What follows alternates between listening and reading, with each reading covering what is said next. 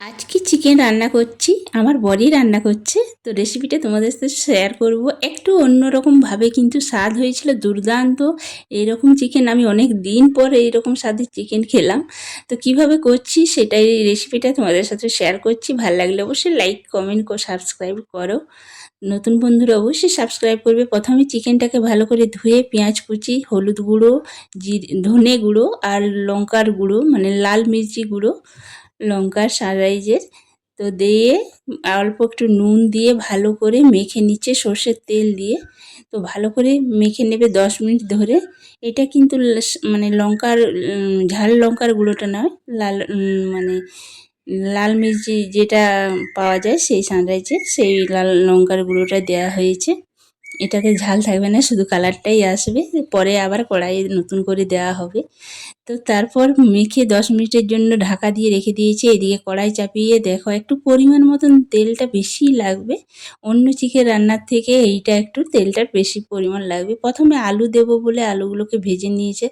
তারপরে চিকেনটা ম্যারিনেট করে দেখো 15 থেকে 20 মিনিট পর্যন্ত রাখা হয়েছিল। তো সব মশলা চিকেনে ঢুকে গেছে। আর পেঁয়াজগুলো কাটা হয়েছে দেখছো, একদম ছোট ছোট করে ছুরি দিয়ে কেটেছে। তো এইভাবেই পেঁয়াজগুলো কেটেছে, একদম মানে পাতলা হওয়া চাই, বড় মোটা হওয়া চাই না। ও নিজেই কেটেছে। তো তারপর আলুগুলোকে ভেজে নিয়েছে, শুধু নুন হলুদ মাখিয়ে না, প্লেন আলুগুলোকে দিয়ে ভেজে নিয়েছে। আর তেলের পরিমাণটা একটু বেশিই লাগবে, সর্ষের তেল দিয়ে রান্নাটা হচ্ছে। আর পেঁয়াজগুলো দেখো এইপর তেলটাতে দিয়ে দিল পেঁয়াজগুলো। এই দেখো একদম ছোট ছোট করে পাতলা করে কাটা পেঁয়াজগুলো। আর আমি একটা বড় পেঁয়াজ ছিল, কাটা ছিল না, সেটা দিয়ে দিয়েছি। তারপরে ওটা ছোট ছোট করে কেটে নিল। এরপর একটু চিনি দেওয়া হবে। তো চিনিটা আমি দিয়ে দিলাম আমার বরের হাতে। তো অল্প একটু পরিমাণ মতন চিনি দেবে। ও যে কোনো রান্নায় একটু চিনি দেয়। তো আমি বসে আছি কলতলে, এখানে উনুনেই রান্না হচ্ছে। আজ ওয়েদারটা একটু হালকা মেঘলা আছে বলে ঠান্ডাটা আছে, তার জন্য উনুনেই রান্নাটা হচ্ছে। চিকেন ভাতটা হয় উনুনে, কিন্তু রান্নাগুলো গ্যাসেই করি, সেই জন্য আজকে উনুনেই করলাম। আর ও গরম করতে পারতো না উনুনে, আজকে মেঘলা ওয়েদার বলে একটু করছে। তারপর আদা রসুনটা দিয়ে দিয়েছি। পেঁয়াজটা হালকা ভাজা হওয়ার পরে আদা রসুন বাটাটা দিয়ে ভালো করে আবার কিছুক্ষণ ভেজে নিল।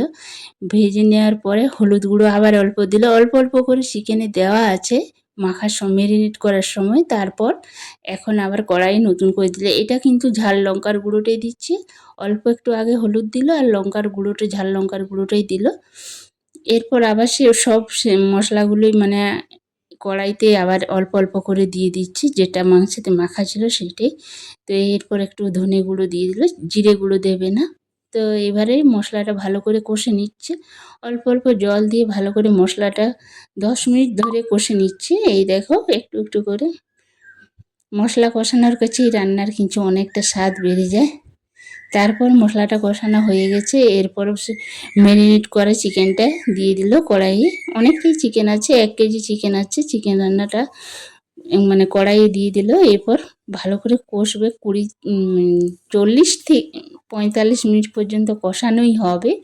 তো একটু ধৈর্য ধরে কম আঁচে কিন্তু চিকেনটা রান্না হবে। আর রান্নাটা খেতে কিন্তু দুর্দান্ত হয়েছিল।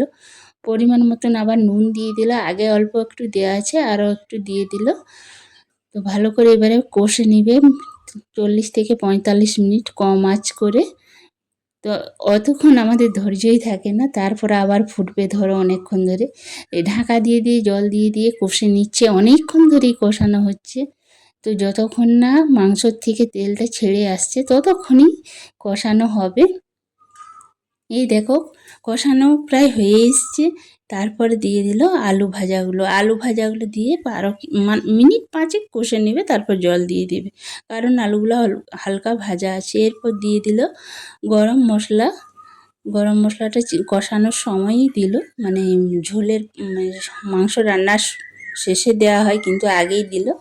এরপর এবার দেওয়া হচ্ছে মিট মশলা, যেটা স্বাদ আবার বাড়িয়ে দেবে চিকেনে, সেই জন্য মিট মশলা দিয়ে দিলাম। এরপর দেখো কষানো হয়েই এসেছে, দেখো একদম শুকনো শুকনো হয়ে গেছে, কতটাই জল ছিল দেখতে পেয়েছিল। এরপর কষানো হওয়ার পরে আবার একটু জল দিয়ে কষানো হলো মিনিট 5-10 মতন। ওইটাই তো বলছি, মানে অনেকক্ষণ ধরে কষানো হয়েছে, তাই এত স্বাদ হয়। কষানোর কাছেই কিন্তু রান্নার স্বাদ বেড়ে যায়। এই দেখো কষানো হয়ে গেছে, এবার আমি পরিমাণ মতন জল দিয়ে দিচ্ছি। যখনই মাংসর থেকে তেলটা ছেড়ে গেছে তখনই আমি মানে বুঝলাম যে কষানো হয়ে গেছে। এরপর তারপর জল দিয়ে দিলাম, জল দিয়ে আবার মিনিট 30 মতন ফুটানো হবে, কম আঁচ করে, মানে হালকা ফুটতে থাকবে, সেই আঁচ করে হালকা ঢাকা দিয়ে 30 মিনিটের মতন আবার কিন্তু ফুটবে। তাহলে কিন্তু চিকেনটা একদম পারফেক্ট সেদ্ধও হবে আর খেতেও দুর্দান্ত হবে, আর জলটাও অনেকটা, মানে ঝোলটাও অনেকটা শুকনো শুকনো হবে, খেতে কিন্তু দুর্দান্ত লাগছিল আর হয়েছিল ভালো। তোমরা একবার বাড়িতে এইভাবে রান্না করবে। আমার রান্না কিন্তু হয়ে গেছে, চিকেনটা নামিয়ে নিয়েছি। এই দেখো কালারটা কি এসেছে দেখতে পাচ্ছ, আর খেতে দুর্দান্ত হয়েছিল। তোমরাও একবার অবশ্যই অবশ্যই একবার বাড়িতে বানিয়ে এইভাবে চিকেন রান্না করে খাবে, আর ভালো লাগবে কি না সেটাও কিন্তু জানাবে। দুর্দান্ত স্বাদের হয়, এইভাবেই রান্না করবে। আর ঘরোয়া মশলায় কিন্তু একটু এদিক ওদিক করে রান্নাটা করা হয়েছে, খেতে দুর্দান্ত হয়েছে। তারপরে গরম ভাতের সাথে তো পুরো জমে যাবে। আমার বরকে খেতে দিয়েছি, ওর খাওয়া প্রায় হয়ে এসছে। তা অল্প একটু ভাতে দেখিয়ে দিলাম তোমাদেরকে ঝোলের সাথে গ্রেভিটা। এই দেখো চিকেনটাও কতটা সেদ্ধ হয়েছে। তো ভিডিওটা আর বড় করছি না, দেখা হবে নতুন ভিডিওতে। সবাই ভালো থেকো, সুস্থ থেকো। আমার ভিডিও